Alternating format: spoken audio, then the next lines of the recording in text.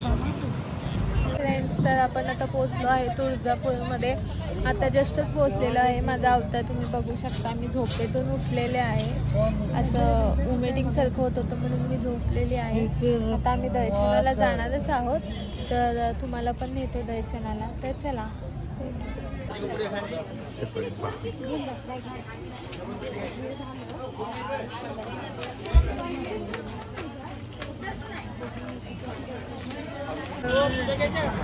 तर चला पोहोचलो आहे आम्ही. तर बघू शकता तुम्ही लिहिलेलंच आहे श्री तुळजाभवानी मंदिर.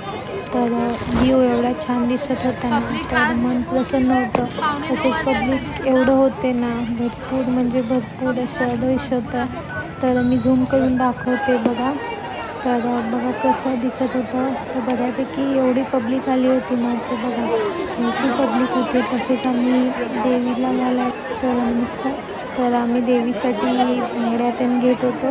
तर बांगड्यातून घेतलंच होतं. तर तुम्ही पुढे बघू शकता पब्लिक भरपूर जमा झालं होतं. आणि रात्रीचे आम्हाला आय थिंक 9:30-10 वाजलेच होते. त्या मंदिराचा पुढून व्ह्यू तुम्ही बघू शकता. तर बघा कसं दिसत आहे मंदिर. तर चला आपण आज जाऊयात.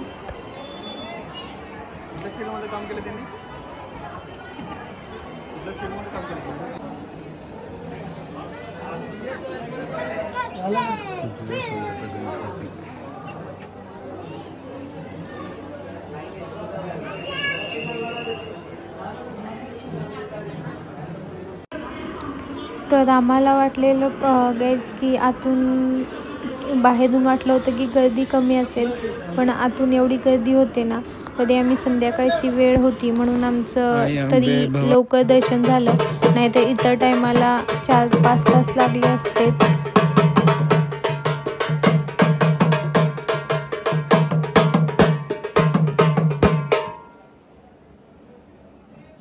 तर आपण दर्शन घेऊन बाहेर जाणारच होतो.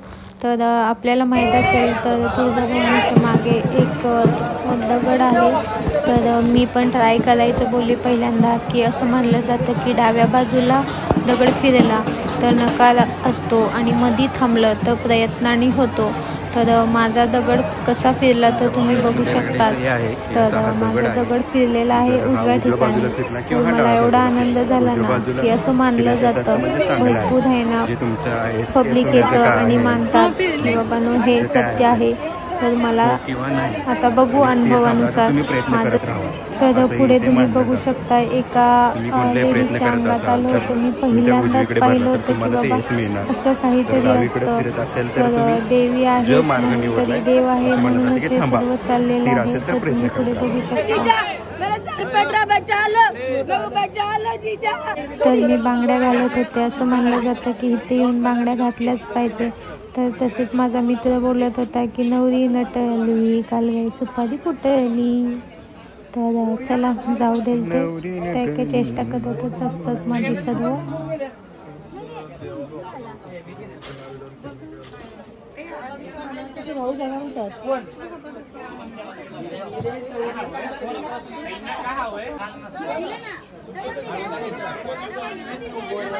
तर मंडळी, तर मम्मीनं घरातून काय काय वस्तू आणायला सांगितल्या होत्या, तर त्या आम्ही घेतल्या होत्या. तसंच मग आमचं दर्शन ते सर्व झालं. तर हाय फ्रेंड्स, तर आपलं तुळजापूरचं दर्शन झालेलं आहे. तर आपण आता निघणार आहोत. पुढच्या प्रवासीला. तर आपण आता जाणार आहोत बाळ्याच्या खंडोबाला. तर आपण जाऊयात, चला. तर आम्ही आलो होतो बाळ्याच्या खंडोबाला, म्हणजे माझ्या कुलदैवतला.